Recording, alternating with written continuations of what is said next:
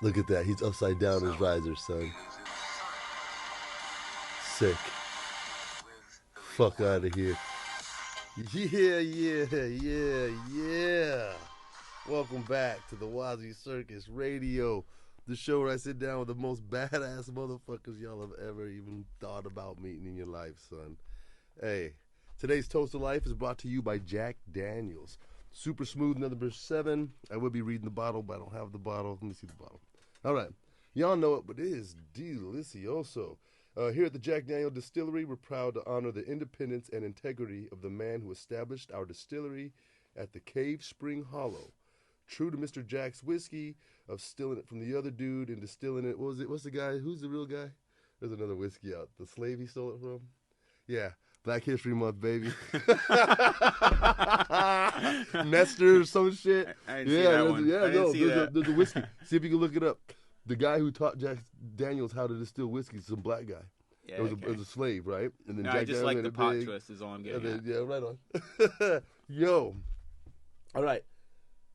Shout out to the Patreon Patriots, newest Patreon, Charlie, one of the oldest Patreons, Jeff Gowie, all you guys in the middle. You're making shit happen. WazzyCircus.com is up. Check out flight nights, trips coming up, suits, jerseys. We got the hot jerseys. This jersey's fresh, son. I appreciate it, man. All right, here we go. Yo, today's show is important, man. All right, you remember your first jump? A lot of you guys went AFF and shit, and you had people pointing at you and fucking with you. I learned IED. I had to crawl out on the wing, let go, and fly my parachute. And that's all I did for like 10 jumps. So that's all I thought about. I wasn't up at night thinking about my legs or anything. And I was thinking about flares and coming in hot. Like Andy Beck, one of my instructors, right? And Jack Miller and Jack Reeves just coming in swooping. And I'm under these big old 280 Skymasters. All I can think about was parachute. And I think a lot of the great swoopers came from IED. I believe Kurt Bartholomew was an IED student. Maybe Nick Batch also. It's just all we obsessed about was parachutes, and I still obsess about parachutes. All the way back from Roger Nelson through Rickster Powell, you know? And now the PD team, and then the Fluid Wings guys, and the Icarus Canopies. It never ends. The Leias are out there. I thought it was over. And now there's more cutting-edge shit coming out. Crew has always been terrifying to me, right? And they do those under big, giant parachutes. My guest today has innovated the sport, man. He's modernized crew. I wish I had my notes up. I was just excited about this. 4,000 jumps, 7 years in the sport. You know, TI, AFF, rigger. He's in the game. He knows what's going down. I think he shot video for a while, if I'm not right. Yeah. This is the father of mixed vertical piloting. I'm the co-creator. Co-creator. You're not the father? Well, it's me and my boy Zach Sperduti. Whose idea was it? It's my idea. Yeah, you're the fucking father. Zach's like the cousin. Adam Silky Johnson. What up, buddy? It would have never been possible without somebody crazy enough to sacrifice with me. You know, I couldn't have 100%. tugged around a crash test dummy. And it's one thing, if we're going to talk about it, I got to definitely say, like, I needed him for that process. But, yeah, anyways, we'll just shout keep out it to rolling. Zach, baby. Shout out to Zach, baby. Yeah. I knocked you out one time, buddy. Sorry. Still feel bad about no shit. You were like, I've got it. The system's down. Come on a jump with me. And I wouldn't do it. Well, yeah, we met you later on in the R&D where we knew, hey, we got something hot. Yeah, we you guys are doing really cool shit. Yeah. I wasn't fucking with you. So, you know, Nobody was. Shout out to Zach. We asked probably 24 people to come play with us before we found candidates who would actually train, and we had it in the bag. It's amazing. Were you just daydreaming about Mr. Bills? What was it that led to this? Oh, man, like, we got time, right? Hold on, real quick. Explain to the crowd what mixed vertical canopy, what is it? Mixed vertical piloting. Mixed vertical mixed. MVP, mixed vertical piloting. That means canopies and skydivers together docked. Yeah, vertically moving. Yeah. Listen, did you hear what I said? Yeah. It was. I mean, a lot went into this. It's kind of hard to summarize the story. It's like my whole life to build that idea up and to make that happen. To even, You know what I'm saying? I had to cut away from life years ago, and I've been living out of a suitcase the whole time to even have the skill to want to be here, you know? Right. So I would say it was a number of things, but the main thing is that I was just kind of going through a hard time, and objectively, the main thing I wanted to do was push myself, because I know that parachuting is something that always makes me be a better person and kind of makes me push myself to have a better understanding of what my reality is around me, right? What do you mean parachuting makes you a better person? Well, what I mean is like to climb, right? Unless you have a ton of money, you have to sacrifice, right? And so not only do you physically and financially sacrifice, but mentally, right? And you do that, it's like it's a journey of self-actualization, I would say. Right. By how far you go through into that own process. To cut away and truly reach for something. Yeah. So it's been, since the beginning of leaving and being like, I'm going to do whatever it takes to be a skydiver, to, like my first year, right? Okay, I had worked at a factory for 2 years, and I was thinking about being a skydiver. I was doing... What factory? What were you doing at the factory? I was working at Nissan, building cars, and I was doing a 10-second job where you put metal in a jig and you scan your finger. And it was just one of those jobs where I've had one of those jobs. Where you hate everything, you know what I'm saying? Right. It's like... yes. I would write myself notes on my steering wheel and be like, hey, you're going to make it through this. Just like... No shit. Get yourself a better life. And that was the best I had. How did you get introduced to skydiving? I saw Dreamlines 3, and did you really? When Wimp was hot, bro. Before the internet was 7 evil. years ago. No, yeah. bro. Before that, bro. Okay. YouTube got ads in 2007, right? And then everything went sad, like, after that, right? We all started doing it to each other. But right around that timeline, there was websites where you could just stumble and there was never ads, and there was, like, amazing content. And that was one of them. And then that was, like, the first thing that ever made me be like, wow, I could get out of my bubble, do something crazy. Dreamlines 3. Yeah. Wow. So you've been skydiving for 7 years. So you started what year? October, like, late 14, I did AF. Okay. I started in 05. It's crazy, bro. So when Dreamlines came out, it was years after I started. It was like the new kids thing. Now it's like the old kids thing. Yeah. So that just shows, like, wow, yeah, you saw Dreamlines 3 and started skydiving. I just thought it was like, oh, well, so I'd watch it every day, and then my heart would race, and I'd be like, at least once a day, I'd be like, wow, that's kind of rad. And my life sucked, so. So how did you translate that into reality, though? Because that's just a wingsuit video. Like, how did you make that? Where were you at? What city were you in? So I actually have a friend that I knew from selling Cutco cutlery when we were kids, right, out of high school. And I call him up, and I'm like, yo, let's book one, right? And he ends up doing it all because I was, like, way too lazy to coordinate all that back then. And we had to drive out a few times, and he persistently did it, and it happened. To where? To Waverly, Tennessee. Waverly, Tennessee. Yeah. And what was your buddy's name? Bo Stevens. Bo Stevens. Okay, so check it out. We get going on in life, and a few years pass by, and he decides to be a ski instructor. And that was the first time anybody in my life had done anything that was out of the norm. Mm-hmm. And I was like, dude, right? If this guy can go be an instructor, I was thinking, like, I could go do something and get my life figured out on the side. Right. And that was how I formed a plan of, like, okay, well, the only thing that I know was cool is that when I went to skydive, everybody was making money, they were traveling, and they seemed like they were having fun. It was like, nobody else is doing that anywhere else on Earth. Not that we can see. Not that, in my life, in my experience. Right. Most people's experience. So, yeah, I just decided, okay, well, I'll huck some cash at it and see what happens. And I saved up like $12,000, and then out of nowhere went to Lodi, right?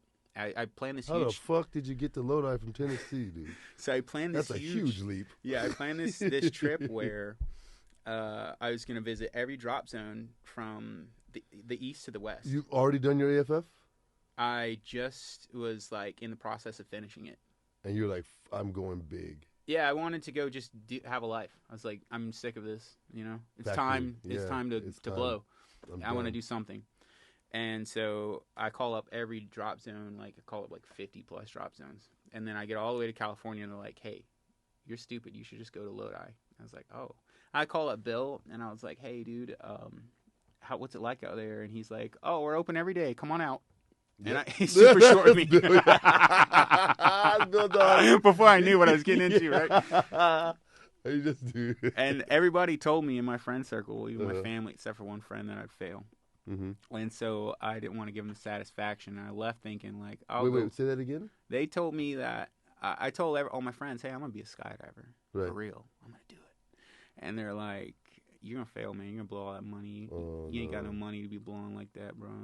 All that stuff. Chasing a dream. Yeah, anyways, we are still young, right? They'd never seen it. It was my first time seeing it earlier. Right.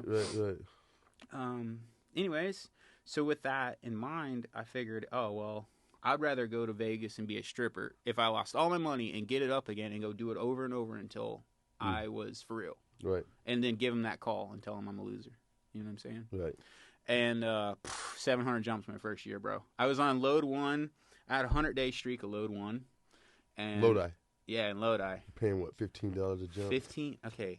It's over now, but let's talk about it. $15. Let's talk about $5. $5 hop and pops. At 7. I did 17 jumps in a day. I spent $135 once. Say it again for the church. 17. I packed them all myself. First 9 were hops and beat the plane down, packed it, had it in the tray right on the land.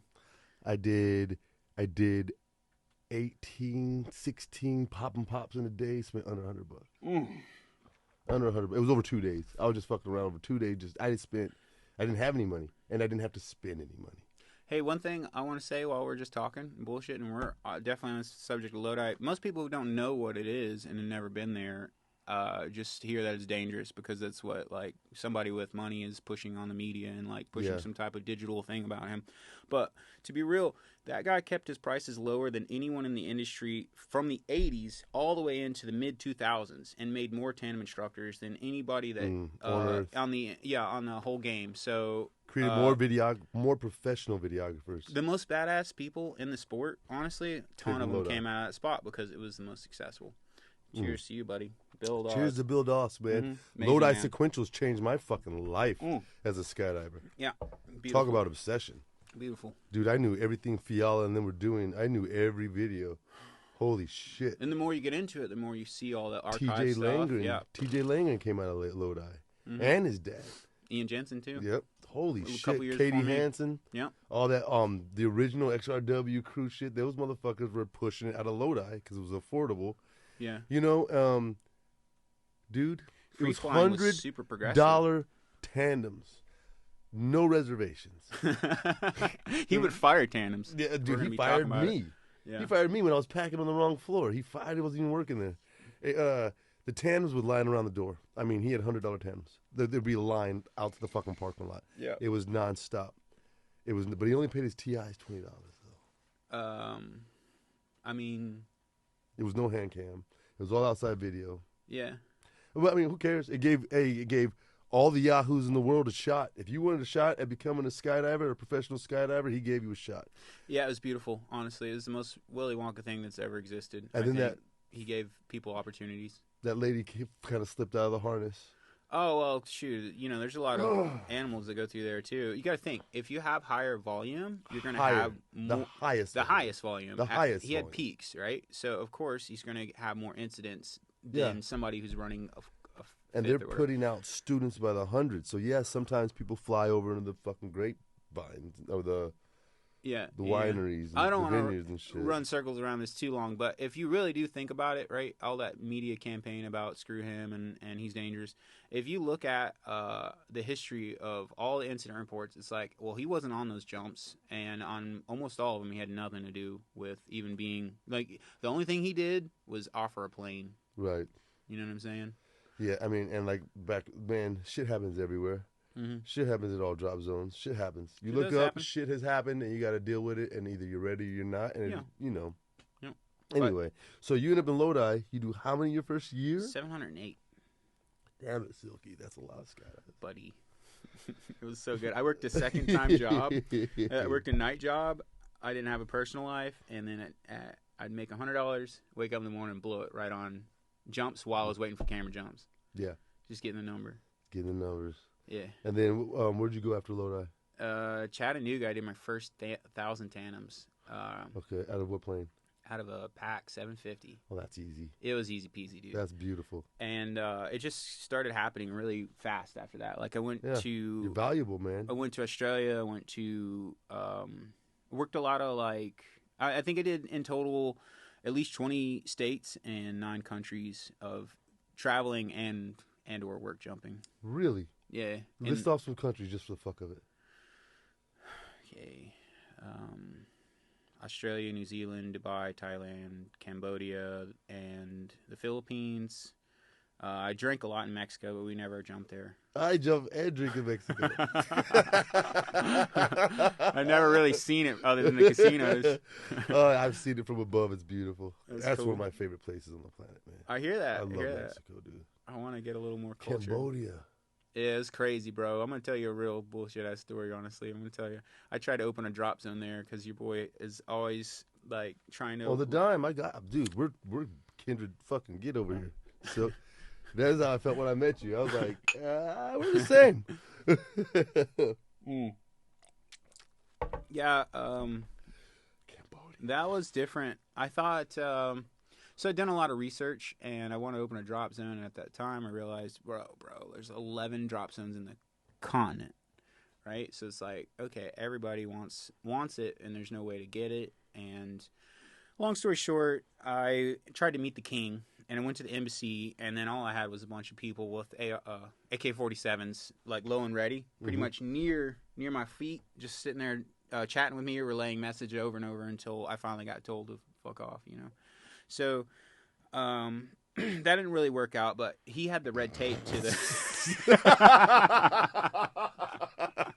Yo, I went to meet the king like, yo, let's get out this plane, son. He was like, yo, this motherfucker out of my face. Yeah.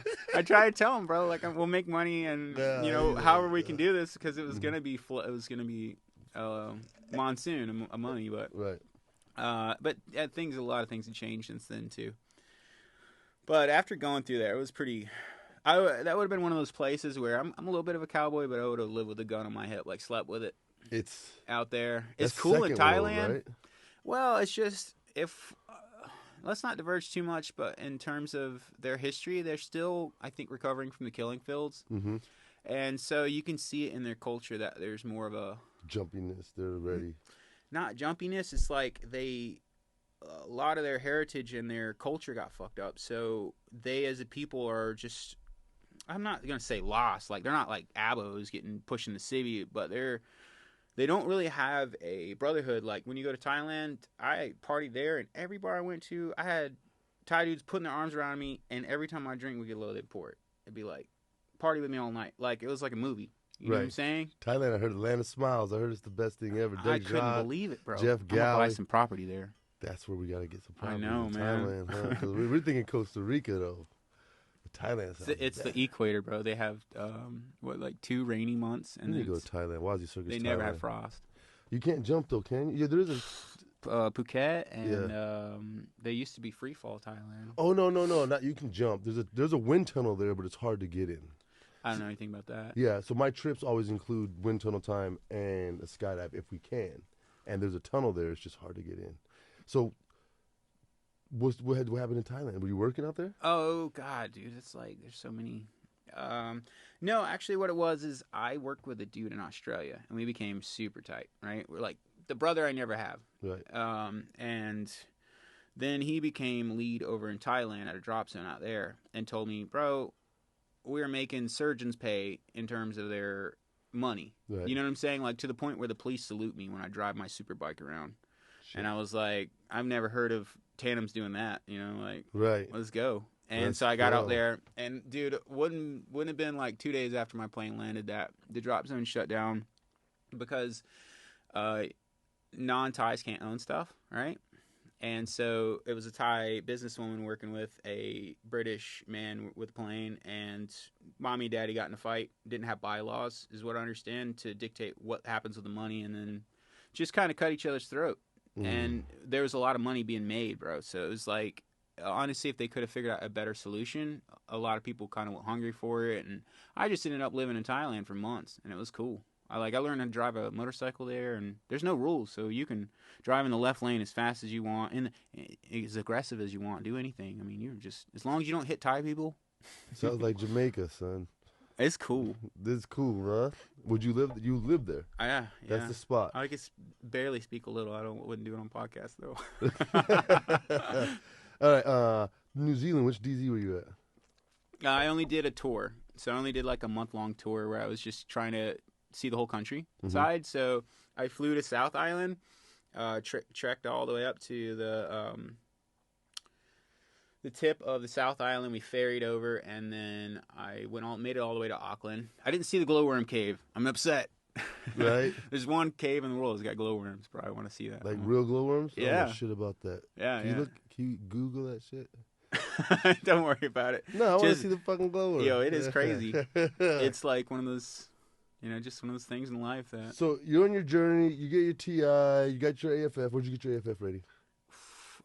So when I got to chat, right, I started doing work, and I met a guy named Wizard, who is a computer wizard. That's how he got his nickname. He's a really cool dude, multi-rated examiner and a rigger.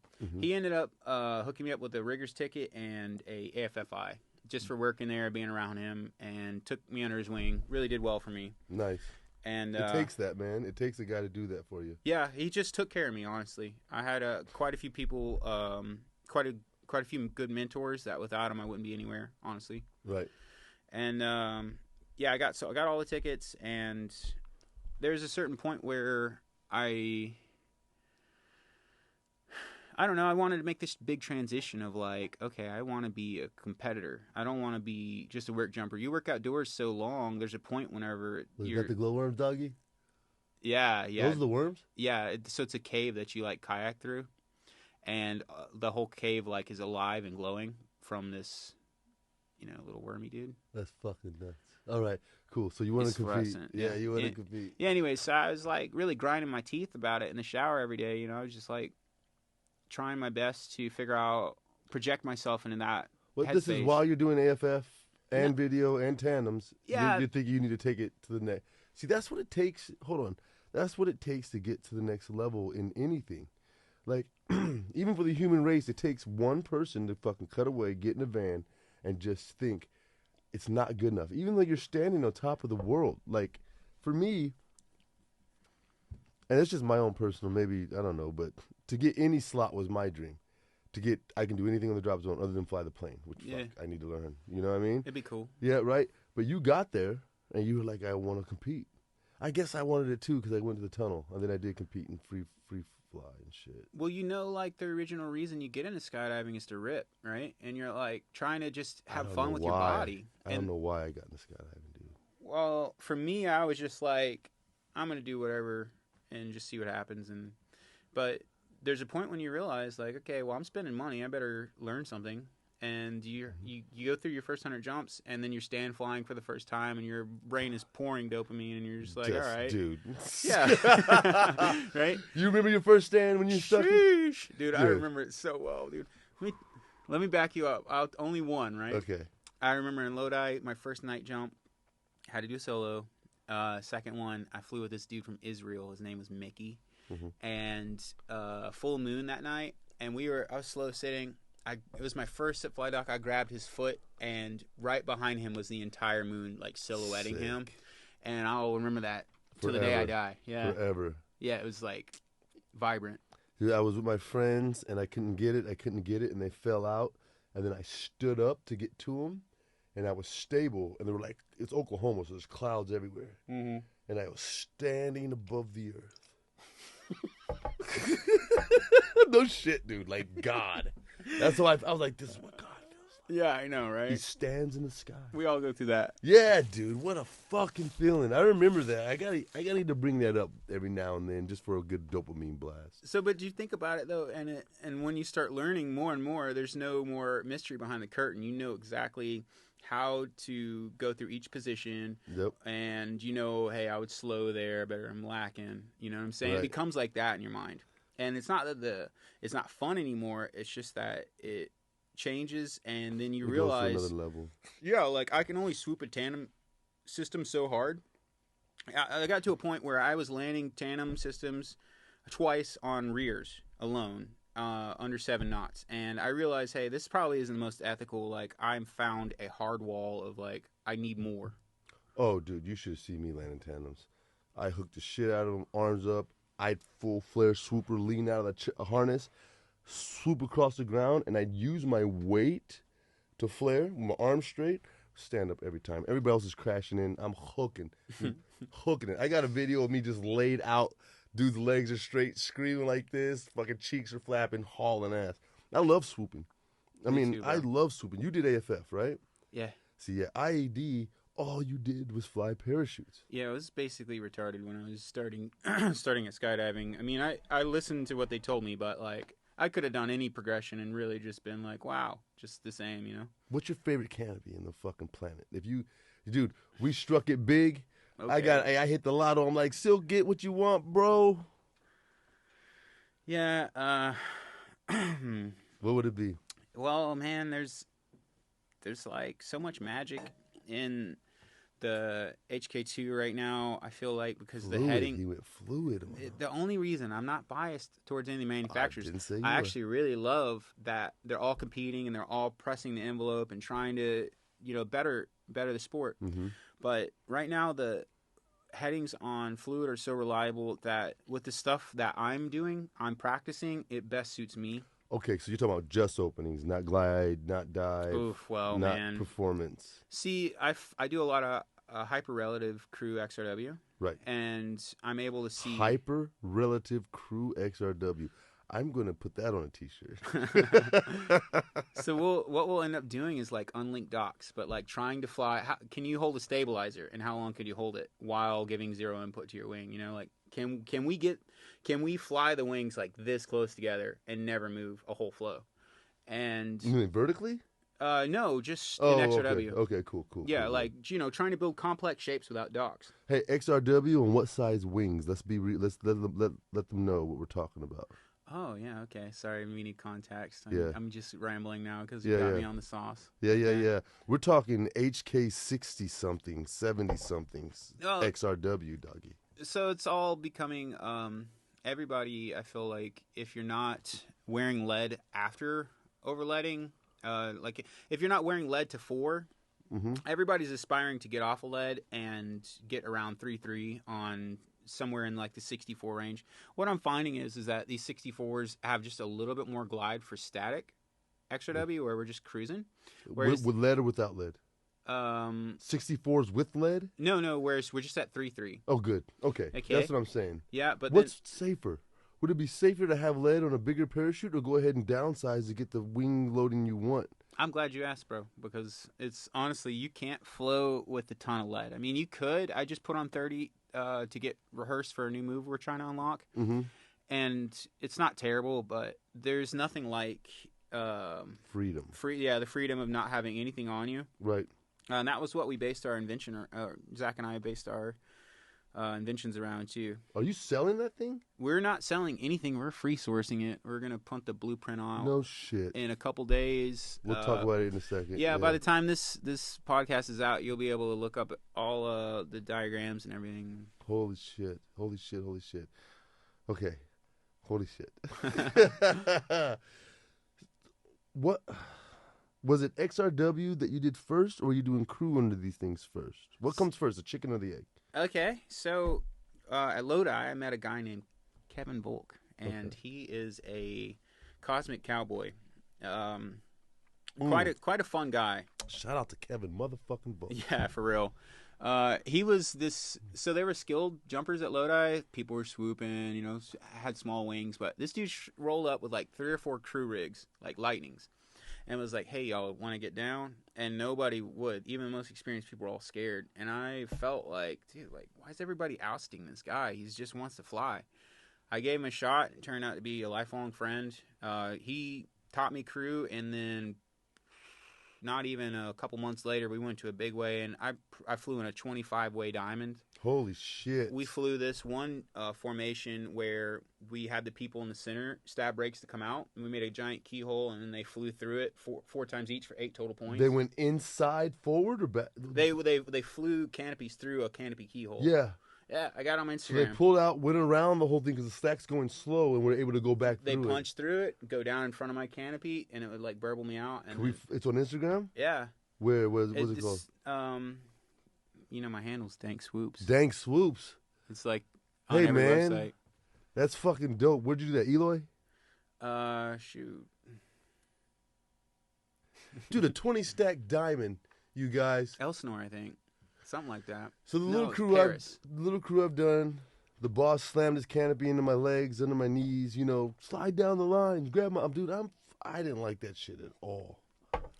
He's talking about a 25 stack. And then they break out, they hit brakes, empty the center, fly through the outsides, hook it back toward the formation. How much trust does that take? How many people came out? 2.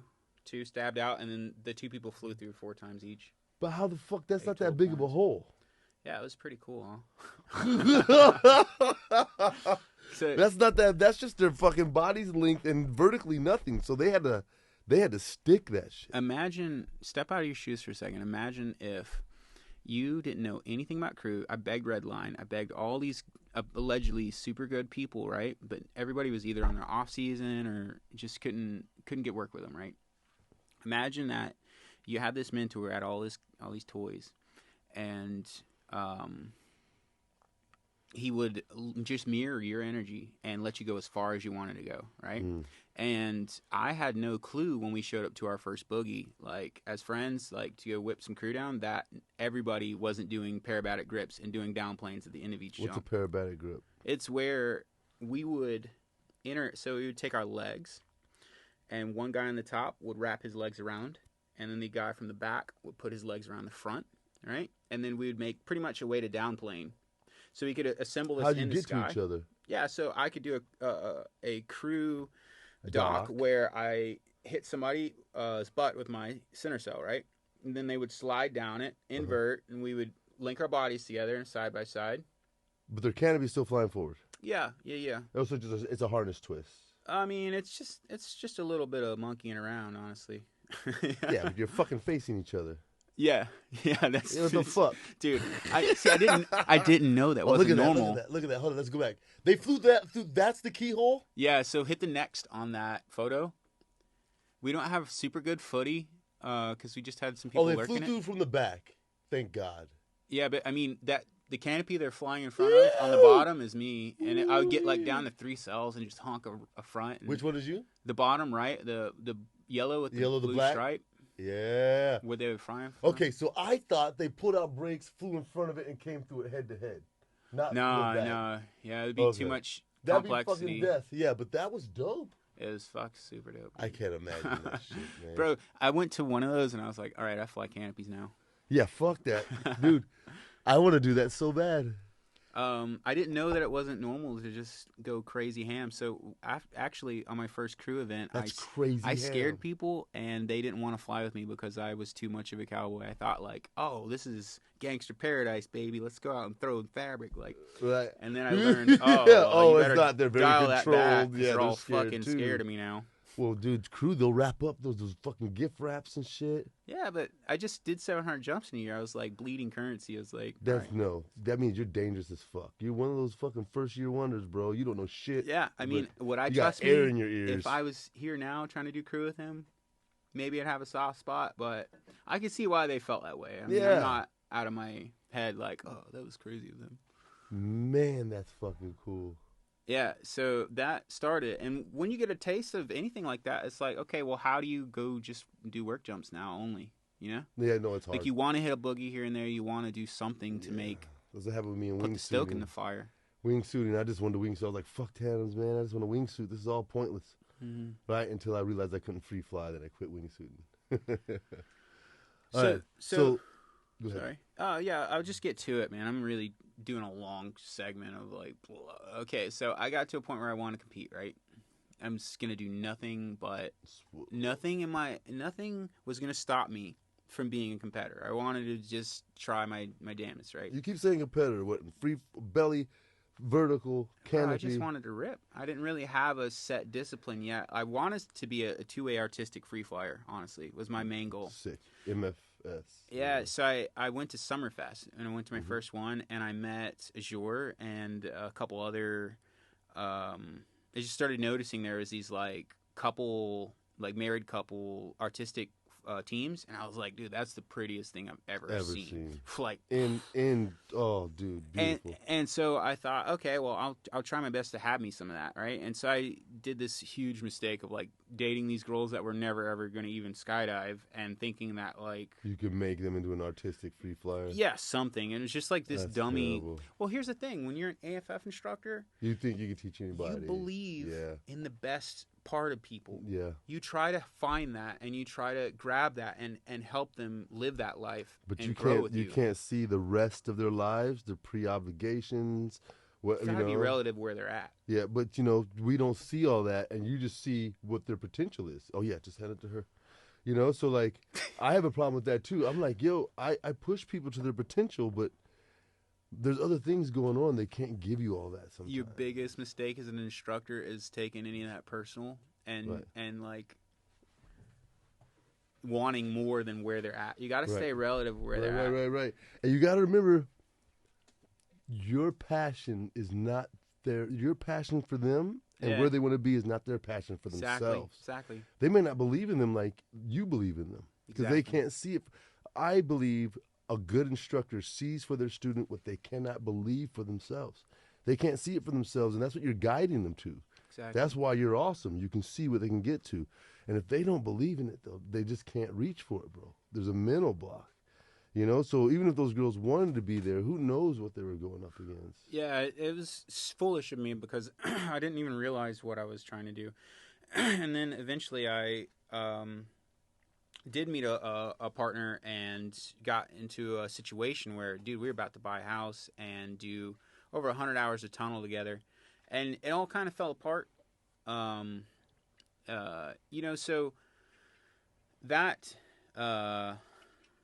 man, I don't know how to talk about that online without it being weird, huh? Right. Well, no, I mean, it goes as far as you want. We'll cut it out later if you want. I know the story. Well, I mean, it's just I lost a partner, and I got to a point where it was like... She passed. Yeah. So I thought... really, my biggest problem, personally, was thinking that I could only live that dream with her. And I got to a point where I thought that the greatest dream that I could have ever lived in my life, that I've been building up to for all these years, I could only share with that person, and then it was just obliterated, right? And listen, man, after that happened, you started really pushing the envelope, and I thought you had a death wish, right? Because I was watching. Yeah. No shit, man, because I was like, I know what you went through. I remember the whole thing with the whole travel. Crazy. I remember everything back and forth. We're not going to throw anybody on the bus right now, but... It was 7 months before I could really, honestly, get out of my parents' house. I remember when I saw you, you had shaved your head and shit. I saw you at Hardin. I was nuts, bro. And you were like, hey, it's me. I was like, who the fuck? You didn't even know who I was, I didn't know who you were, bro. I laugh about your that. Your energy wasn't the same. I was all fucked up. You know what I mean? Yeah. It wasn't, dude, I didn't recognize you spiritually at that time. And then I watched you online, and I was like, he's trying to fucking kill himself. Yeah, well, here's what it was, is like, I got into this state where it was like, let's just say it's super real, all right? So you live in, the thing that attracted me to skydiving, and the thing that has always come full circle with my engagement with it, is that most people live this life where they're just dying to get home from work and like check out.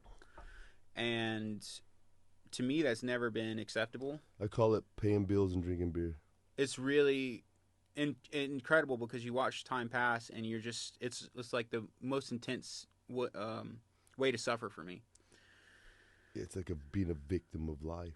It is. I feel like it passes you by, and it really hurt to be in that situation. So, sheesh,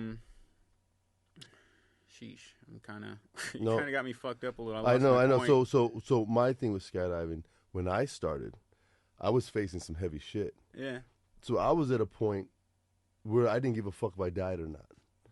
And that, me too. That's when I crawled out in that wing because I was like, gives a fuck at this point, right? Because, I mean, it came out of the blue for me at a bad time. And I was like, yeah, I'll go. And I don't give a fuck if I die or not. You know, that was kind of, I'll do it. That's the only way I got through it. It's the only way I got, dude. But isn't it special when you go into it like that and you realize, like, when you give yourself to this and say, okay, either take my life or make me the best. That's exactly what happened. And you go into it and it's like, okay, well, you have more than enough. It's honestly a monkey could skydive, like, seriously. Yes. And so whenever you get over the emotional hurdles and all the journey of doing it, and then you realize, like, wow, okay, this is, you know, just a stepping stone. Dude, I went from I don't give a fuck if I die, here's your chance, to God, please let me live. I just want to skydive every day, dude, please, you know? Yeah. That's what it is, man. So, getting back to that feeling again, like, because, I didn't know you guys were going for the artistic free fly thing. I knew you guys were doing tunnel time. I went to Rayford, bro. We were going to get a house, and the idea was, dude, I was trying to build a team anyways, and I wanted, so the trick was, and it's already cut, they stopped doing it, so, like, I can talk about it publicly now. They used to do 10 minutes a day, okay? Check out the math. The pass. Yeah, $750 a month equals $9,000 per person a year. Each person can share their 10 minutes. So 4 people can make a team and fly 40 minutes a day together of 4-way VFS and fly that together each day. That would equal 60 hours in a year or 240 total group hours. So even if I just have 365, 240 group hours of tunnel for $9,000 a head. Hold on. That 40 minutes a day is 7 days a week? 7 days a week. For the pass. Yeah, that was the pass. And it doesn't exist anymore. Doesn't exist anymore. That's how motherfuckers. I lost it, yeah. I almost became had it. Dynamic kings. That's what dynamic four-way was fucking cultivated, bro. I might have been the gangster of body flight, bro. Who knows? You know? But instead, I'm diabolically into canopies now. Canopies. Nylon. Do you know what New York nylon stands for? It was a chemical that was only sold in New York and London. Nylon. There's only 2 places you could get it, and that's where the name came from, and it went from there. You know what flat packing stand? The abbreviation for flat packing? What? Fucking lazy ass taking up the whole mat. Old dude taking his time. That's fucking funny. Okay. Oh, fuck, man. So. Yeah. I don't want to call it crackheadish, but doggy. Yeah, that thing. What? Listen. I don't want to go forward. Okay. You want to talk about... Hold on. I want to talk about my favorite thing you've ever done. Okay. And I know you're pushing the envelope now. People are doing XRW. People are fucking putting their feet in the chest strap on a wingsuiter and grabbing hands and diving and whatever the fuck. This is when I thought you were fucking out of your goddamn mind. Suicidal, beyond it. I was like, he doesn't give a fucking... Like Tupac hanging out of the car going down the block like, fuck y'all, nigga, I fucked your bitch. When you were hanging upside down in your harness, feet on the risers, docked on a wingsuit, and you guys start turning it. That was the moment that I feared for my friend. I was like, he doesn't give a fuck beyond he doesn't give a fuck. Yeah. What possessed you to go upside down in your fucking harness to grab a wingsuiter under your 60-something crank down? Did you have trims? Nah, we didn't need it. You just need to know a little bit about the body profile and the pitch. Brad was the third to accomplish it, and he got it without actually arching and creating a surface for that relative wind to hit, to pitch them more down.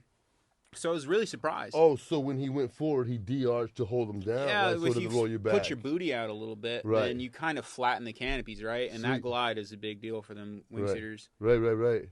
So by arching, it actually creates a little cup, and then the parasitic drag pitches the wings down. It slows you down a little bit. Well, it makes it to where the wingsuiters can overlap easier. Oh, wow. Is your chest strap super tight so you don't fall out through the shoulders? Like, what precautions do you take to be upside down like that? I think so, man. I didn't want to die or nothing. I just figured, like, I knew what I was doing. Yeah, say that again, because you didn't. I didn't want to die. You were pushing innovation. I thought you wanted to die, but you were pushing innovation. Well, what it really was, and now that I've kind of gathered my mind from that stupor you had me in with the string, is that let's go back to the gray area, right? So if you live in the gray area, you live in this world where you always want to check out. Your life's always going to suck. And in a way, you're already kind of dead, right? And it's only whenever you choose to live strictly in this light that, hey, every breath has purpose. Everything you're doing has meaning, right? You wake up. Exactly. You have to create a life worth living. Otherwise, it's always going to suck. And so I told myself, dude, like, you can't just sit around and be all broken glass every day. Like, you got to do something, right? And the only thing that I knew that would challenge me, that would really get me going, is high-level skydiving. And so I said, okay, who's doing the most ripping XRW? And it's easy, bro. It's undisputed. I don't have a squad, but Brad and Luca out in Buffalo, out in San Diego, easily doing some of the coolest stuff because Skydive San Diego? Yeah, Skydive San Diego. Where's Buffalo what? I don't know his last name. Oh, it's a guy, not Buffalo, New York, or okay. Super cool dude. He's a comp flyer too. Shout out to Skydive San Diego. Yeah, they were pretty cool, man. They got San great Diego's been facilities. coming up a lot lately. And you know what? The rigger out there, Connor and his girl, man, there's Brandy. Yeah, they're some of the best people. Like, literally, you could not even skydive and just hang with them. That's what I did a lot of days. Sick, but they're out there ripping the XRW. Yeah, so they're really leading the pack right now. And before I was up on it, I was dusty, honestly. I could do it. I've been trying for years. I was doing it on a Leia, which we all know is so flat. Like, I loaded it nearly 4 and still couldn't dock. I was like, dude, this is stupid. Right. Got on a Petra and then got it at like 2.85. It's like, oh my gosh, so easy. How's landing that fucking that at 2.85? Oh, it's so easy, honestly. God, I wish I was still landing at that because I'd stand up every run. Like, I landed like 3, 4, or like the other day yesterday I was wearing lead and was riding at 3.9. Mm-hmm. Oh my God. But hey, my vertical speed, I hit a new peak. Yeah, but it doesn't matter if you don't fucking walk away. What is the landings like? They're really chill, dude. I mean, honestly. They are chill. You just glide out and it's cool. The shutdown's okay, or are you just still moving at the end? No. Dude, those things are so small. It's just technique, bro. I mean, it's all like if you master the fundamentals, it's just like nailing. You got to nail each segment. Yeah, and then as long as you do, it's super cool. Turn, plane out, recovery, glide, flare, transfer. Another guy I like to shout out is Dylan Harcry. He was like most swoopers who are better than me. Dylan Harcry, what drop zone? He's out at San Marcos Spaceland right now. All right, right on. Yeah, he just kind of trails around, but he's super cool, dude. Most people who are better than me don't want to teach for free. They're really like... Why would you if you're good at it, bro? Yeah, I know what I'm saying. I know what you're saying there, but he's just super passionate, bro. He sat down, he said, let me see what your turn's doing, and he was studying for himself, and we started talking, and he helped me a little bit. And it's like, dude, I haven't had anybody actually coach me for free. Right. What kind of rotations are you doing? I do 450s primarily. Yeah, me too. It's the best. Well, I mean, there's a lot of different techniques, but I just really want to try and break 100 miles an hour vertical, and I feel like I need to get that down. So you're starting at 15, 18? What I learned, I was starting at like a little shy of 17. Okay. But I could probably bring it down a little bit lower, and I'm just kind of learning about more... slowing it down in recovery? Less recovery arc, a little bit more rear to translate the speed a little better. To really do it. So what's scary? Okay, so I came from... It's kind of pushing it. When it's pushing it, right? Because I came from the school of the perfect swoop is no rears, and you use the rears just to finish it off. Me too, bro. But the speed is when you transfer the rears and you just take that glide out and you hit it and it fucking accelerates. I'm probably losing at least 10 miles an hour through the gate just by sitting in the recovery arc too long. So. Too long, right? Mm-hmm. But the other game is if they don't respond right, you're in the dirt. Yeah, it's a fucking scary game. So it is. I'm old, so I'm giving it up. But you guys, if you want to go fast, it's pretty fucking rad. It is a vibe, bro. It's really it is a vibe. else. But it's not a roll of the dice. It's like science and measurements and calculations.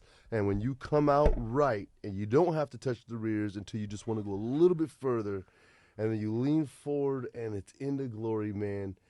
I think that's the greatest feeling a human being has had. I haven't been to space, right? Yeah. I haven't done a lot of things, but I have done a lot of things. Yeah. And I'm telling you, swooping is the epitome of human existence, man. I feel like it's definitely up there. There's not a lot of things that offer such a visceral, all hands on deck. Right now matters, and it's death. It's fucking death. Well, anything done at a super high level is always going to be a lot more interesting, right? Like when we talk about chess is boring, but then you talk about Bobby Fischer, and you're like, wow, like this dude. Chess is amazing. Yeah, well, from a normal person, right? They're like, oh, this is just some. Right, it's like a game, yeah. But then, until you play. Until you talk about something at the highest level, and then you're like, well, I'll sit down and watch this shit. I've never seen it before, but this is cool now. So, was it back to the original question. Was it the refining the Mr. Bill that began the story, or were you going for something else from the beginning? Were you going for the downplane from the beginning? Okay, yeah, now that my head's clear, I'll tell you straight up without really tooting around a bunch. So in that time frame where I was realizing, hey, like, I need to get my life together. Like, I've been struggling to get going for like 7 months, and I was at this point where I needed to make a transition and go get a job, and I was having a hard time thinking about even really getting my life started again, right? And so in that process, I decided I'm going to be extremely, I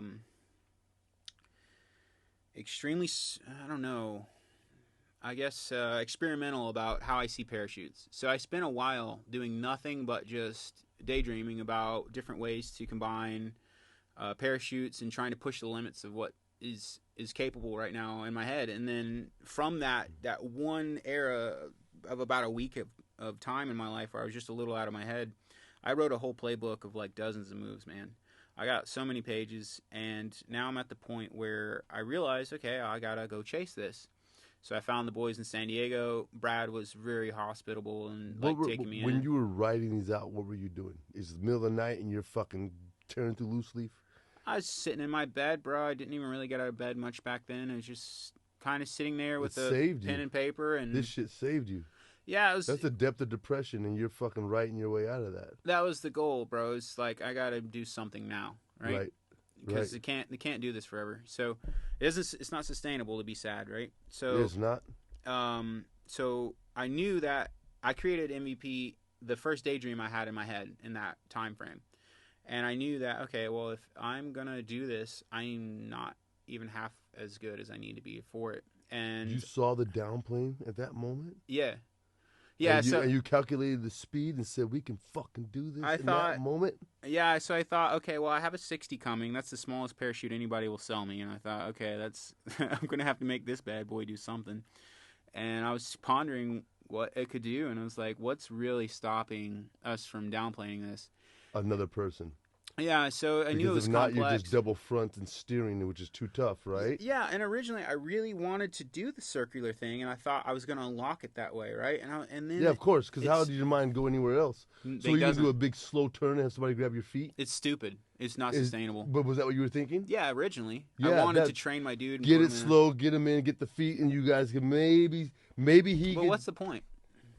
Yeah, what's the point? Because it's not controllable. Because as soon as you come out of that, he's flinging off or you're planing out. It could be a one and done, and somebody could still crack it, and it would be a cool video. I'd give it a heart emoji, but so the natural progression was, how do you stay down but stable while not having to dive out? How do we make it predictable? How do we build off of this? Are you going higher for these?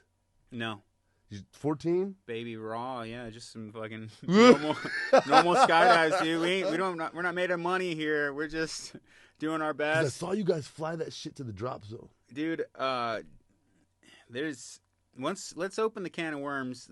I'll just rush through it, okay? Yeah, so go ahead. I get to San Diego, and I get a ton of skill in, right? Flying with those boys honestly opened my eyes. I just needed somebody to be beside and monkey see, monkey do a little bit. They took good care of me, and then I started branching out. I met Trish and Sylvia in Elsinore, these really rad wingsuiters, and I got kicked my first chest strap, and after that, it was like, okay, now. What does that mean? Explain that to the crowd. Kicked your first chest strap. Sorry, yeah, okay. I kicked my feet into a wingsuiter's chest strap while they're on their back, flying. So they fly to you. Yeah, they flew up to me. I'm the base while I'm flying a canopy, right? Because you can't really dive and go up consistently, smoothly. I was fat at this time because I was eating, and I was living out my van, dude. I got up to like 3'7", eating McDonald's every day. And so all the when I told, hey, I'm 3'6", like wingsuiter's eyes would be like, yes, yes, fat dude. What's up, boy?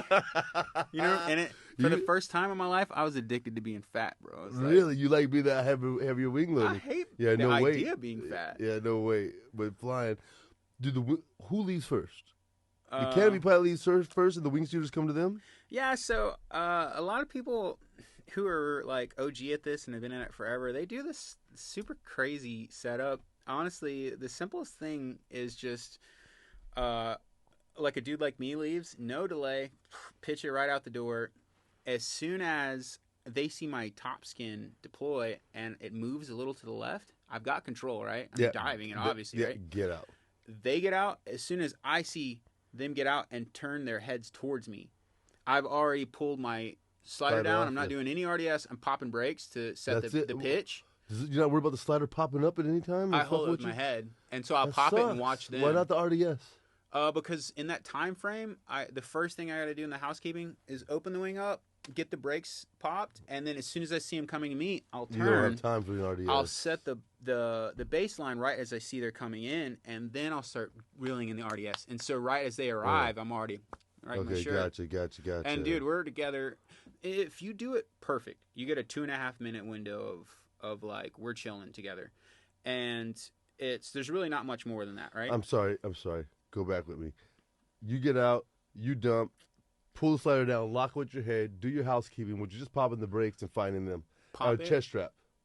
So as soon as I'm loading the harness and I feel the wing opening, I'm already hitting the chest strap while I'm turning the wing. Okay. I see the pilot looking at me, and as soon as I see them exit, I'm already trying to move this down and grasp it as I'm going off on this 90, right? And your weight is already diving the canopy enough, or do you have to get on fronts? No, I don't need to do any fronts. Full flight is enough. Full flight's enough, dude. Wow. This is 3.3? Yeah. On a 67? I'm on a 60 now. A 60 HK. Yeah, HK2. Okay, 60 HK2. You're looking up, locking the slider back, no fronts, full flight, and so the wingsuiters are side sliding into you? So what they do is, there's horizontal separation when they exit, right? Right. So if they don't delay. Yeah. A lot of people are taught to delay for some reason. It's That's silly. how I was taught. You don't want to do that. The second you see my canopy because the control, the tail of the airplane is why we were taught to delay in the beginning. That's just the delay. You close so you don't hit the fucking king airtail. Well, it's just like anything. Our ancestors didn't know anything. They had to figure out how to do it, right? And originally they wanted to move the plane and do all this crazy shit. Yeah. Dude, it eats time. It does. If you have 2.5 minutes, the more you fuck around in the plane, the less window you have. 2 minutes. Now, if you're perfect, probably a minute and a half because it's average jumpers. And then it's just like, well, there's a whole minute You blown. fucked it all off. Okay. So get out, get the flight. Yeah. With me, with my teammate, I like to do XRW with Craig Lampton. He's the best wingsuiter in America, in my opinion. Shout out to Craig Lampton. Dude, he's so crazy. He's so crazy, dude. I seen him do things in a suit that I didn't even know were possible, to the point where I had, like, screaming, like, wow, like, in skydives, like... Motherfucker flies wingsuits. He flies them to a level that I didn't know was possible. Shout out to Craig. Come on the show, Craig Lampton. Oh, dude, yeah. I'm actually on my way to go meet him. We're going to unlock a new move. So tell him to come holler at me, man. You guys both come, bring him back. That'd be dope. He's a realtor. He's a big boy job, so he's got a... He got loot, mom. Yeah. Check it. Hey, okay. So, okay, yeah, let's keep on it. I'm sorry. The wingsuiters diving at you or coming from behind? Like, that's what I was asking. We're basically on level. I'm just a little bit lower, so it's like I'm looking over my shoulder. I'll turn 90, so I'm just looking right, holding that slider, fidgeting with that. And as soon as I see their heads facing me, well, what are they going to do? Power up and come to my direction, right? Right. So power up. Does that look fucking badass? So when they see you, you know they're coming and they straighten them legs, huh? Yeah, bro. They're about to just get that. Yeah, so dope. You guys, this has happened 14,000 feet above the planet, man. It's cool, man. It really is fucking cool, man. Okay, so the wingsuiters are dialed in. They're straightening their legs. They're powering at you. You're holding the slider. Your harness turning. Yeah. So as soon as I see them coming to me, I finish that 90, and the thing is that a recovery arc is going to have a little bit of lift in it, right? Every time. A flight cycle. Right. So we need to anticipate and turn that 90 before they even come in. That way, that the canopy's already in completely full flight as they approach. And then how I'm telling my dudes to approach is just a little bit high and think about it like an angle. Hold on. Let me bring this back. You're saying as soon as they see you, you do your last little pivot and then let it fly. So it gets through the cycle. So by the time they get there, you're at full fucking flight on the second cycle. Because the canopy kind of climbs and dives. So you're climbing as you look at them. When they see you, you turn, and then you're all in sync. Exactly. That's fucking sick. But what happens with the next cycle? So when I turn the canopy, it's full flight by the time they get in. And then at that point, we're just literally, I'm pretty much on a rail on fly side every run of it's just going straight to the point. So in the development of the new canopies, have they lessened the cycle? And that way you're flying more on a glide ratio that's even? Because, like the old canopies, they would climb, dive, climb, dive, climb. No, buddy, this is like, it's just a machine smooth towards the fucking grill. HK. Yeah, I watched my buddy. I was just partying with my friend Griff. I love that guy, and he's my teammate. And Griff who? Griff Kinney. Okay. Griff Shout out Kinney. Griff Kinney. Yeah, he's a slayer, dude. He's really an amazing human being. But you fucking laughing at me, dude? No, I just took whiskey down the wrong fucking chute. Give me a Jack Daniels, son. I need a little punch in this. Get the camera off dude. me, man. I'm choking over here. Why are you filming me? Griff Kinney. Shout out Griff Kinney. Yeah, so I was just watching him fly the VK-71, man. Let the video play while we're talking. It's cool. And it is, honestly, it was like, I was shocked to be like, wow, like he's navigating. Griff Kinney, what drop zone? Skydive San Marcos. Okay. He was next to Lone Star, next to us. That's how we found him. We were scouting, and then we were like, dude, this is the guy. Yeah, anyways, I'm not trying to go into a big story with this. I'm just saying why not? Go ahead. He's flying a 71 VK, and versus I saw it for the first time in flying my 60 in so long. Like I would do AFF on my 60. You know what I'm saying? Even with RDS, because it requires me to be such a capable instructor that you're on top of your shit. I'm going to do my shit and their shit. Yeah, right. So I'm going to be doubled down versus watching this, where it's like, dude, even a 70 feels like it's never coming out of the sky. When I look at the perception of like, dude, like, wow, he's still going. Like he's still going, man. He's still got some time. The 70. Yeah. God, I'm on a 96. So the pitch, man, is extremely aggressive, and then the fact that we're all starting our turns, above like around 1,500 something feet is like, it's amazing. It's cool, dude. I do my 1170s from 2,600 feet. Oh my God, 1170. How do you set that up? So think about this, right? All turns are built off of 90. Right. So what's a 1080? It's 360s, right? Right. 1170 is just the next 90 on it. So so you do 90 into the 360. Into 360. 360. Yeah. 360. We always got to do the 90. If you're going to teach a 90 in AFF, you need to be doing a 90 when you're a fucking pro. Because what are you going to do? Like teach your students something and then go do something else? Right. You know what I'm saying? Right. All turns are built off that because it's logical. Right. So, people who are like, oh, I do 1080s. It's like, I know this one guy who says that. I'm like, why do you say? Well, what is he doing? He's doing 1170s, but he's not even big brain enough to know his fucking degree. It's like, come on, bro. Like, if you're gonna have the dick to throw the turn, at least know what to call it.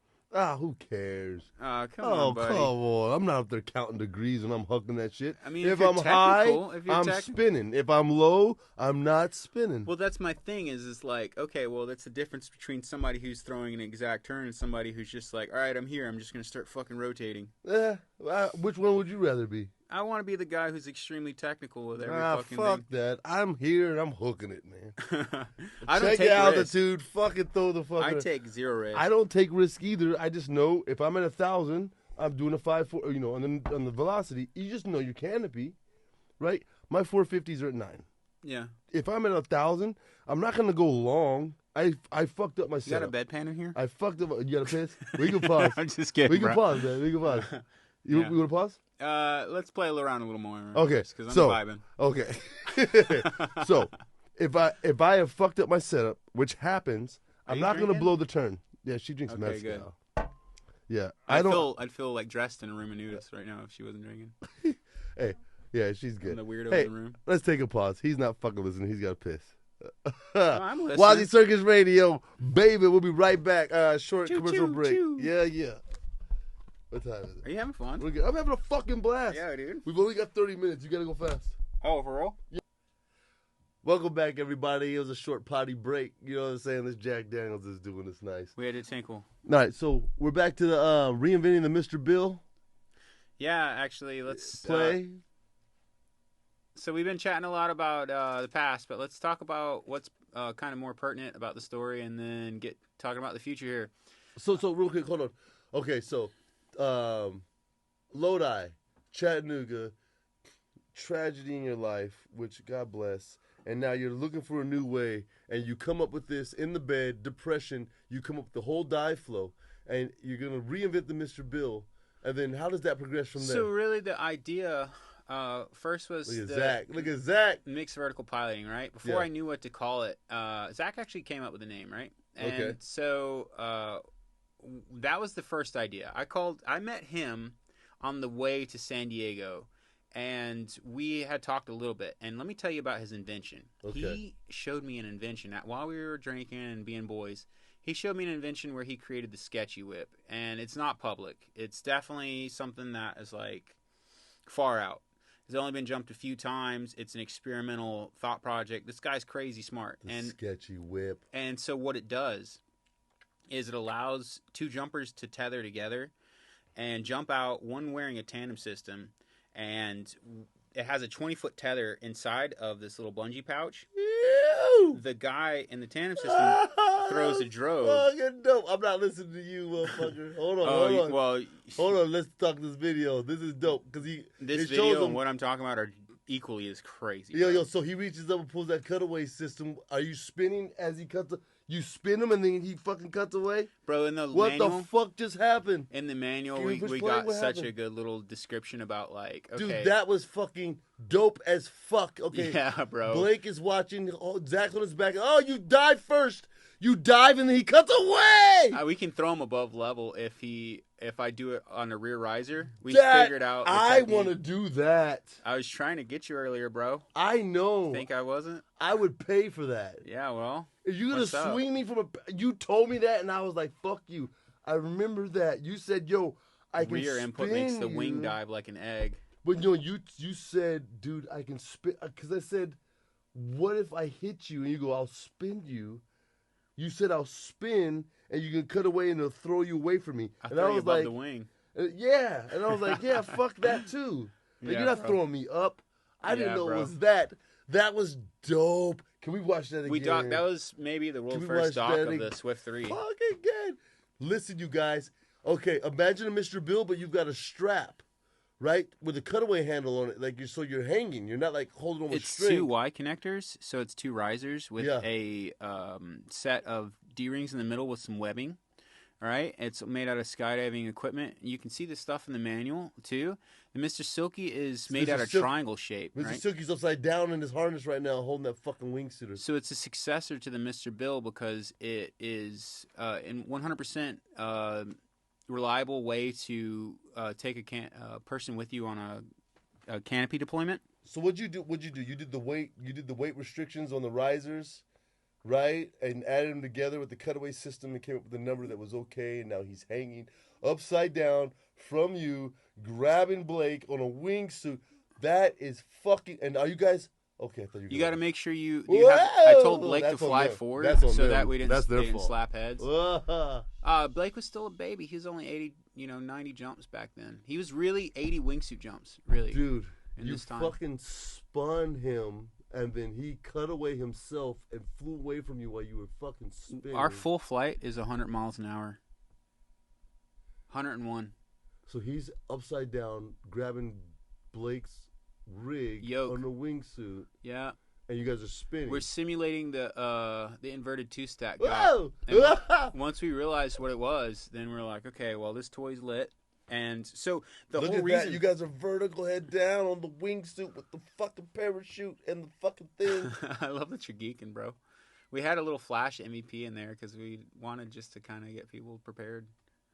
Holy shit, man. You guys. Look at that shit. So there's a lot to say. This is a picture. This is Silky under what canopy is that? The HK260. HK260. Yeah, loaded at Lone Star. 6.5, maybe 7. Who's that hanging from you? Zach Sperduti, my That's teammate. Zach. He's my lead engineer. Okay, he's hanging from the double riser system on his back, in between Silky's legs. It's the Mr. Silky. Where's the? It's your rings. It's your hip rings. Hip articulation. Articulation points down to the double riser to his chest strap. So, or his chest articulation. We're both hooked to the hip. Hip. Yeah. Oh, because he'd be hanging if it was his chest. Yep. So the hip is the pivot point to make him equilibrium. So, dude, we found out some real gangster shit after testing that we didn't even expect to figure out. Is that when the system is trimmed at a perfect length, you can stand in the laterals of the container, and when you step on the container, you remove all asymmetry by pushing tension into it, and then you turn into a piece. You lower your parasitic drag and you hit your highest potential terminal velocity. And then we were able to hit speeds over 100 miles an hour when he was flying in Delta. So let me fucking translate that ridiculous sentence. If you guys are connected and it's not firm and tight, it could wobble and flop Asymmetry. and fall apart. But with you pressing pressure on him, you guys become a system. A piece. And you can actually fly faster and more efficient. Dude, so fast. Yeah. So, I am fucking stoked, dude. That was a byproduct. We realized the whole project started with creating this because we knew if we couldn't drop a jumper safely, then we couldn't ever dock on a downplane. So the downplane had to come second. We got to go forward. We're running out of time. So let's go. Look at that fucking... I love Okay. that. I love that. So was let me that just double fronts? No, it was rear. Just one rear. There's just one rear. Yeah, on bro. the I'm loaded HK. at 7, bro. Like, you know. 7? Oh, you got lead on. No, I got a human body hanging under me. No. When you were spinning, he was still on you? Yeah. I thought you had cut him away. As soon as he unloads, then I go back to 3.5 or whatever. Okay.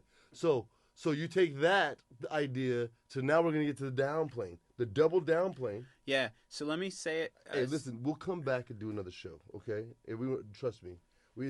We'll come back and do another one. Well, I can paraphrase it super quick. I know, but there's the manual and there's everything else. So just trust me that we'll do this again. It's not over. Well, the main thing is that, okay, so when I met Zach, he had created this sketchy whip, right? I saw it, and I call him on the phone. The first time, we weren't super boys yet. I call him. We talked on the phone for 6 hours the first time. Then we talked twice a week. 2 times a month for a few hours for 6 months. I eventually got enough skill up in XRW. I moved to his front yard and I said, we're doing this. He quit his job and we worked for 6 months developing this harness. Before we made the first jump, we did 100 hours of R&D just sitting at a whiteboard thinking about all the ways we could kill ourselves. No shit, you guys. And can we pull up the whiteboard? The flow system? We don't. The manual has some of that, but we don't have a lot of... Does he deploy like that? Oh, he's about to grab the wingsuit. So you can't... So what we ended up figuring out, okay, after it was all said and done, is a triangle with a central connection point. So the only way to do this is dual attachment points, and then you can be between either single or dual suspension points. So whenever we hook to both hips on both pilots, then it gives some type of rigidity, right? Instead of doing a rock climbing harness, which is like a bell clapper, letting you flap around and fucking be crazy. Okay, because the risers are hanging, there's tension. Because there's a triangle shape. Right. In the centralized point of that, you can pivot. Now we needed a harness that wouldn't pivot and couldn't spin up. Centralized, you mean, where would it go to centralized? So if it's, imagine I take a riser, right where the front and rear would slap onto is where you hook it to your hip. Right. At the 3-ring, we took the big D rings, we put some webbing, and then you just 3-ring into it. Right. So we had this piece that allows you to pivot, but now we needed to make something that was even more superior that could do dual parachuting. And the only way that was possible is by continuous webbing. And Zach was the main continuous engineer. from hip to hip. Yes. No more. So what'd you design? There it is. This is the bad boy right here. That's hip to hip with the square. Look at that, guys. It's not the. So listen, when we were pulling parachutes behind ski boats. Yeah. So we would do the riser from the chest straps, the V to the line, and we could cut away, and the boat could cut away. Yeah, exactly. So you could pull. Same. But that looks better. See, the thing about this is that whenever you have a centralized point, the bottom pilot can't add inputs into the top pilot's harness because it just wobbles, right?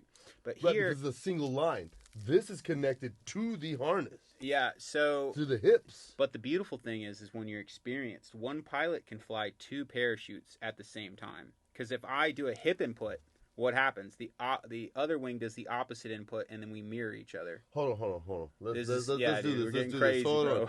So you're both full flight. You're both full flight connected at the hips. Yeah. One guy can steer both parachutes. Bro, grab that red string right there.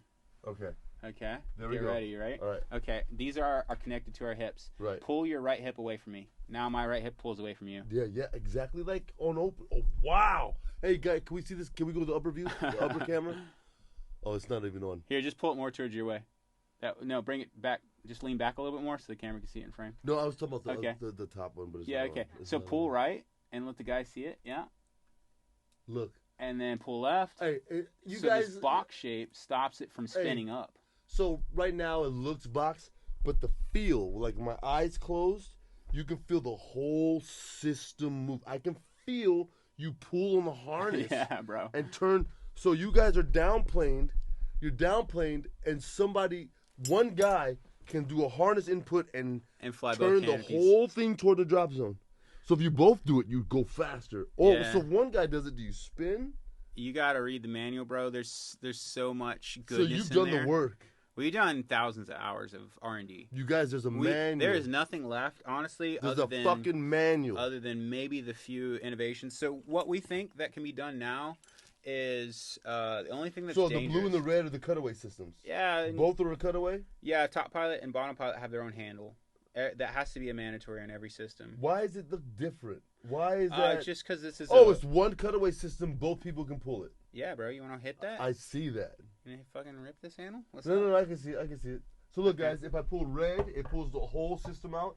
If I pull blue, it's using RSL technology. It's RSL technology, and it stops just to lock it in the ring, no matter which degree you hit it. It pulls these. If I pull up here, it pulls the whole line. It's just lark head.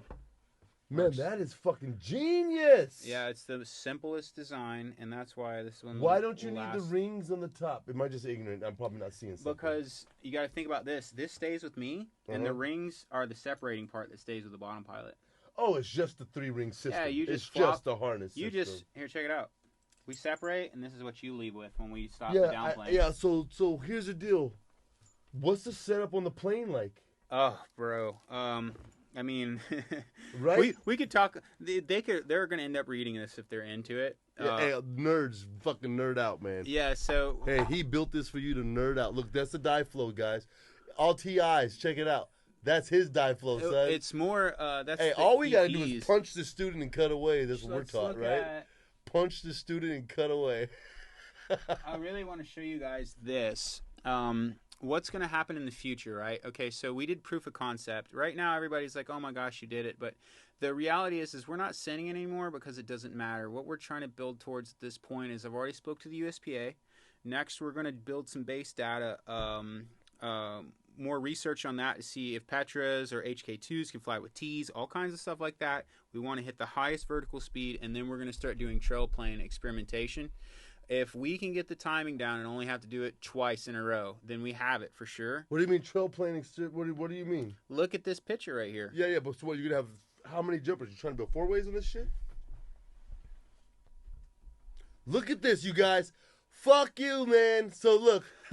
Yes. So dude, I have the backfly world record mapped out. I have it because it doesn't exist, and it looks exactly like that, dude. Yeah. It's built on, dude, so, that is so the thing about the Canopies fucking is dope. So there could be world records. We're going to build big ways off of Canopies this summer. I'm in.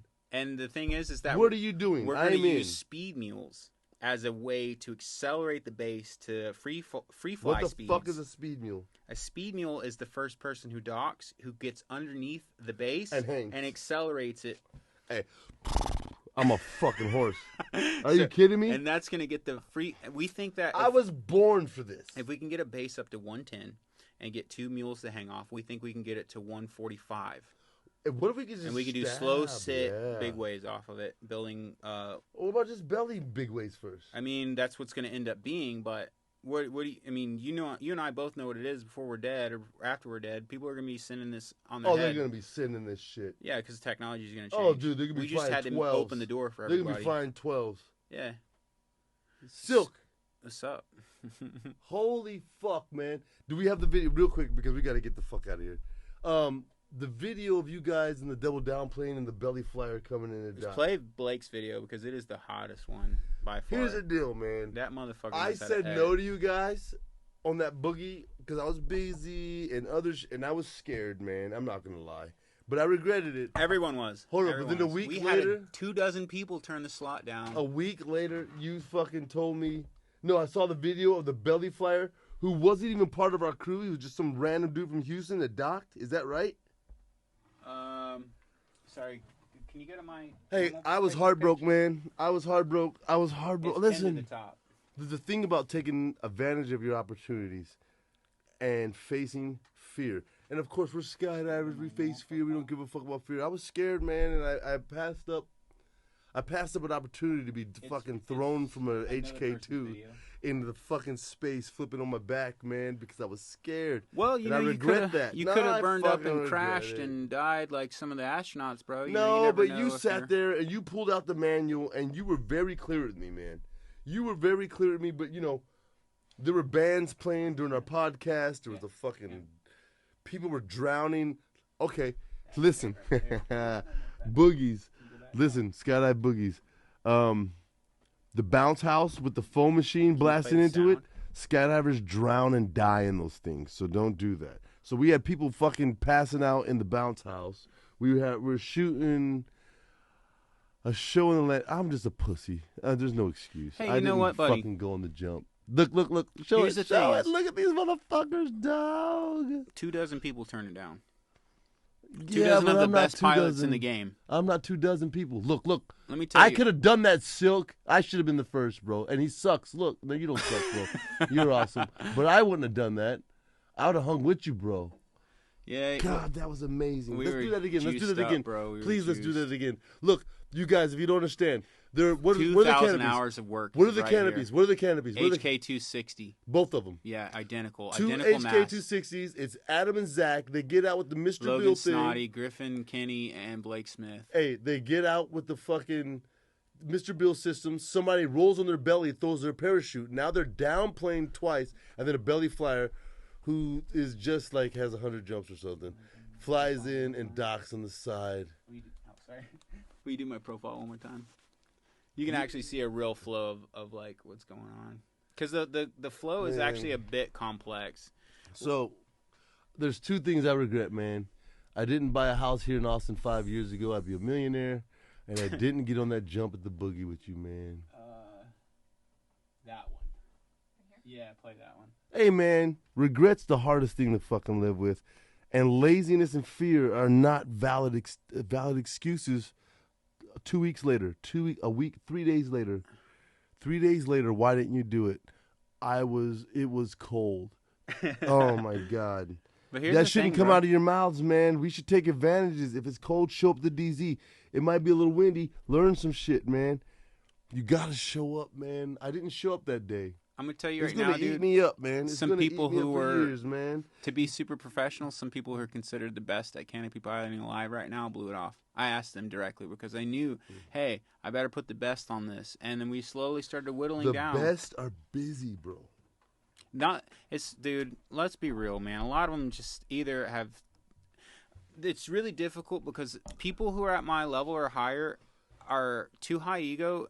Not too high, but their ego is so high that they don't work together as peers, and we don't have a brotherhood yet of really high level crafts in canopy at least. So what I imagine is, the first guy that was like, I'm about to do tandem base off the Snake River Bridge, and you're like, no, dude, that's dangerous. Everybody probably told him no. He's like, fuck that, I'm gonna tie off. What could possibly go wrong? And he lived. And then, what was it? Man, every innovation. Every innovation. Every innovation. Well, you know. There's wingsuit tandem now. Think about the first guys developing that shit. I'm going to tell you something. I'm going to show you one last thing before we end this thing. Okay. A new innovation. Do you guys understand what I just said? There's wingsuit. Play that, babe. There's wingsuit tandem. Hey, that's the King Air and Lone Star, baby. Does this show both deployments? So that's Silk. What does that say? Yeah, let's play this, and then I'll show you what the boys just did. Because they're going to debut a world first that'll come out after this podcast. Is that Block A? Block A. Yeah, dude, bro. So Blake here's had Griffin his best Kenny. birthday in the world in Costa Rica on the WazzyCircus event. Griffin just dropped Zach on the bottom camera, and then me and Logan have just deployed the down plane, right? It took us, this is our 5th jump together. Before this, I only had to train Logan for 2 jumps, and I had to train Griff for 3 jumps. So in total, I've not jumped with Griff or Logan more than 10 times, and we got this dock together. That's how down we had this idea before we ever involved new people. This is Lone Star, baby. Right before they shut down. So the wingsuit's carving for video? That's Blake Block A carving the wingsuit. Yep, on his belly. He's on his wingsuit. On his belly on the wingsuit. Yep, just fucking Let's slowly. run that back. I'm sorry. It's a lot going on, bro. Yeah, it's a lot going on. Even for somebody who's in the game, I think my eyes crossed halfway through the video. There's So this is Adam and Zach. So this pod, that was Griffin and Zach. Okay, this is Griffin me and Logan. I'm in the base. I'm top piloting the base, and then... I'm sorry. Let's go back one more time. Explain as he goes. Okay. What's the first exit? So the first exit on the single plane. This is Zach is the free faller. Griffin Kenny is the top pilot of Mr. Silky. Okay. I'm on the MVP harness as the top pilot. Logan Snotty's on the bottom pilot. Logan's hanging, and here comes Block A. Yeah, and then here's Block A, our camera guy. He's supposed to chase the second pod, which I'm in. Logan just threw his pilot chute, and now he's starting to carve it, which he does a really fucking amazing job for being just like sub-D Hold license. on, bottom screen. Zach's hanging off a homeboy on a Mr. Bill. He cuts away and goes into free fall. And holy shit, you guys. Fuck off, man. Let's go back. This is why I was fucked up. Listen. Okay. In 200... Silky and another dude are throwing the down plane. Zach is hanging on the bottom of a canopy waiting to get into position. So that's Silky and the other guy. They're going to downplay. Both of these harnesses just Blake to put them together. Flying the wingsuit. The other guy, look, here's Zach and homeboy. Zach's in the right spot. He cuts away from the canopy. So look, they don't let the plane spot for them. They get out. They fly canopies. And then when the spot's right under canopy, Zach cuts away to come to the down plane to dock on it. I haven't seen this video yet, man. I haven't seen this shit. It's the hardest way to do it. So look, there's 2 HKs diving at the ground.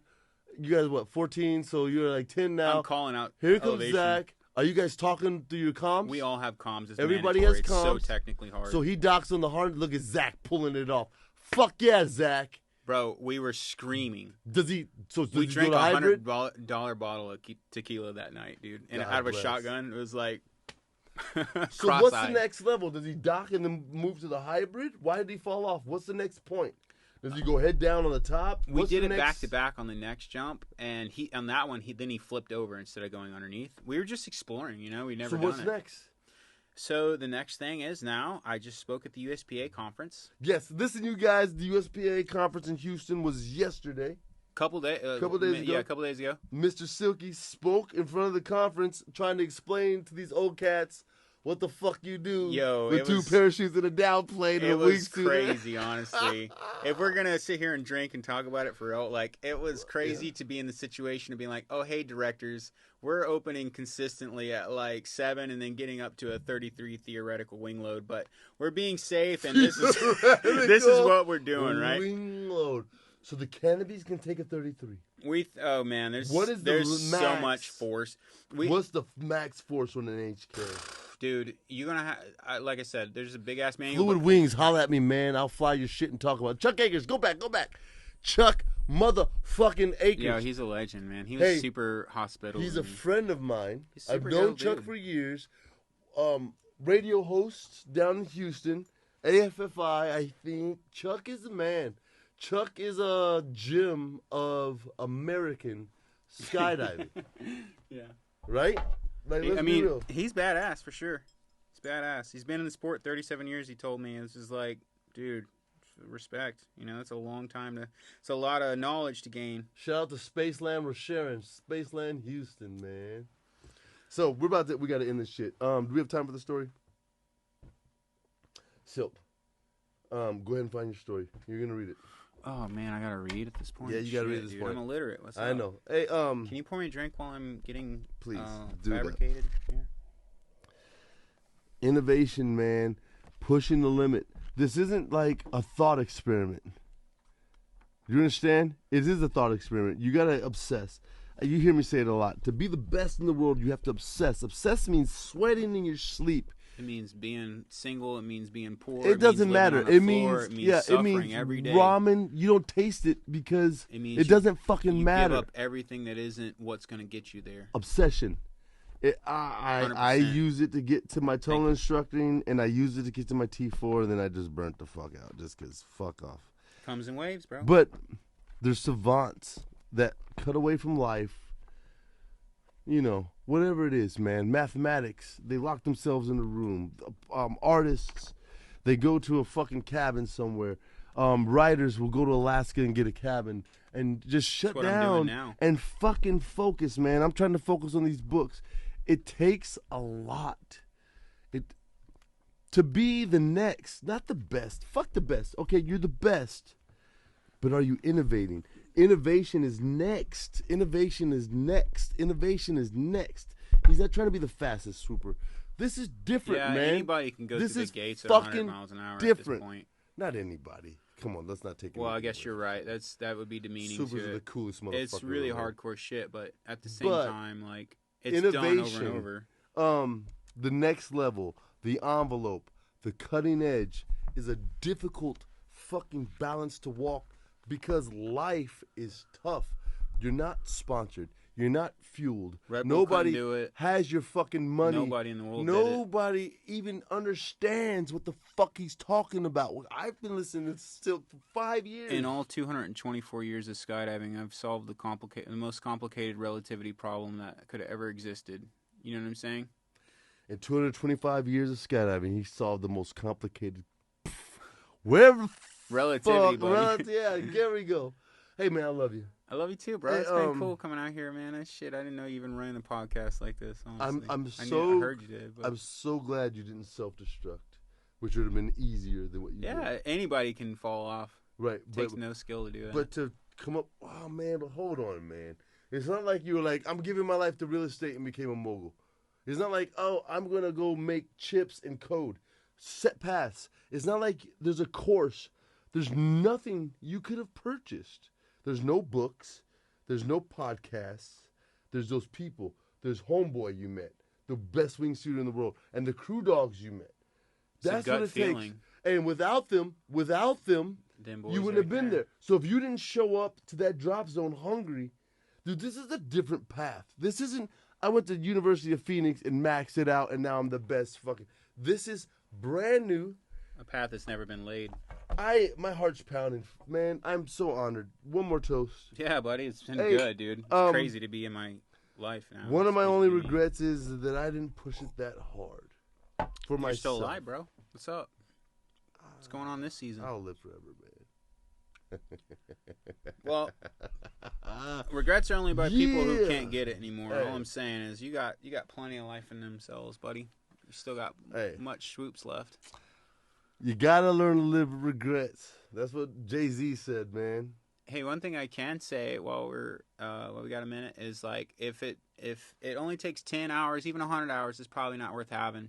It's only these things that take sometimes 1,000+ hours, 1,000 kicks to even really say like, oh, this is worth even doing. And learning from this experience, it was honestly me practicing and getting my shit together, and now I'm going to apply it in business. And dude, the last thing I guess we're talking about is we're going to do something. I got a project this year that's not going to outshine MVP, but it's going to be just as big. We're going to blow the industry on its head again. And we got a bunch of new moves. I'm on my way to Sacramento right now. It'll be published pretty soon to go fly some new moves with Craig Lambton. I'll go ahead and say it since it'll probably be out by the time we get back, but I'm going to go get the first tracksuit XRW dock vanilla, and then I'm going to throw the Mr. Silky on. We're going to bump up the 7-wing load and say fuck it and just make it easy for him. So, because we got the toys now. All right, so let me go back. Financially, double flags on the downplane with a fucking hanger for a commercial. Nissan. Fucking Xterra. Right? Whatever it is, Tesla something. Dude, that's a marketable thing. I already got, dude, I know. That's in my mind. I actually got a plan to meet up. I want to try and meet up with Elon Musk later this year. I'm practicing. I'm trying to work 4,000 hours this year for myself. Dude, I know Elon. I'm trying to meet him. I coach him in the tunnel. He's head down right now. That's sick as fuck. No, dude, he's out face carving. He's sick. He doesn't even think me? Yeah, I'm kidding you. I don't know that Elon Musk. You're fuck you. I'm in so Austin. easy, Elon, bro. come see me, boy. I'll teach so you how to easy. fly. No, but I baby. really got a $1 billion idea, bro. I got these. Dude, you're a $1 billion dude. I love you, man. And if nothing comes to fruition, what you've given us so far is daydreams, man. You know what? My kids, they're 9 and they're gonna 12. They're gonna watch this show, and it's gonna fucking spark some shit. We're probably not gonna watch this show. Well, we'll show them a downplane. Well, no, I'll show them the downplanes, and dude, they already on the big planes. wave builds. They already fucking kite parachutes. It's the future that you're building. It's 10 years from now. You don't even understand, right? Think about the first crew docks. Think about the first Mr. Bills. Think about the first things. I'm gonna go get at least 5 more world firsts this year. Every drop zone should have a Mr. Bill harness. Have you ever thought about Mr. Silky, buddy? Mr. Silk? Because it's way smoother. You know what I'm saying, dude? Y'all need Silkies, baby. All right, let's do the book. Hey, no shit that I thought I was gonna die. The book of skydiving. Hey, what an honor. I told you before the show happened, I was very excited about this, and this is why. And I'm very excited about what you did. And I know we didn't go in depth. The manual, can I put it on the show description so people can read it? You can. I'll put it on the YouTube, and they can just click on it and read it. I'm actually, I'm a full stack developer. I can build front end and back end. I'm working on a platform right now to launch this off of. Okay. And as soon as we get done drinking, probably in the morning, I'm going to go finish the platform. Let me know, can share it, and then I'll share that. You can share it before this show's out because we'll have a way to link it. Yeah. I got another good idea, bro. So, okay. Hey, Adam, Silky, Johnson, bitches. Yeah. Hey, thanks, man. I thanks for the love, man. bro. I'm fucking happy man. to be alive again. So, when we hit a rock, we've already read that. Damn, it looks short. Is there not a? There wasn't a signature. We've had it. The outer hit the rock at the end of the runway. We've done Can't beat luck. How about that one? There we go. Shorter, baby. What's up? There we go. Floyd probably never thought. Dude, you got me fucking drinking, bro. Let's do it. We're not done. We're going to Lazarus after this, baby. I know. Okay. So Floyd probably never thought he was going to die on a historic skydive. He participated in the first baton pass made by Canadians in 1959. Badass. Fucking respect. Fucking respect. Yeah, it's double respect. So, the first baton pass had been made by Americans in Canada the previous year. Floyd's jump, however, was not without an incident, as after passing the baton successfully to Daryl Henry, he free fell into Daryl's parachute on opening, knocking himself unconscious. Luckily, both ripcords dislodged during the collision, and he descended unconsciously under his main reserve. Holy fucking shit. Yeah, bro. That's spice. Is that the end of the story? Yeah, what's up? That's the story? Yeah, I picked a short one, dude. I wanted to. Let me see it. I don't like reading, bro. What's up? I don't know where to start on this one. We got to cover this. Listen. Yo, dude. Listen, here's the deal. Back in the day, nobody believed that you could fly your body. Everybody thought you were falling because that's all the military did. They followed in parachutes, right? There's no free fall. Mm. So to prove that you got to your friend, you had to pass the baton. That's where the fucking, what's the gorilla jump? The banana jump? What's it called? Horny gorilla. Horny gorilla came from. You passed the banana to prove that you fucking did it. Everybody takes a bite. That proves they were there. The baton, that was the beginning of the baton pass. Nobody they paved would the way believe for passing the Barbie. that you, the what? Passing the Barbie. What's the Barbie? You don't know about sis, bro? No. They pass Barbies. In Sis? Yeah, the Pink Mafia. Oh, beautiful. Yeah. Yeah, it's the baton. Yeah, that's dope. Yeah, same. So, I've done some paintings for Sis. They're the cancer, right? No, that's Jump for the Rose. Dude, are you high? Sis, what's Sis? Dude, don't you tell him. Skydivers over 60. Don't you fucking... Yeah, you better keep laughing. Skydivers, what's a Sis? Okay, keep saying it on the camera one more time. What's a Sis?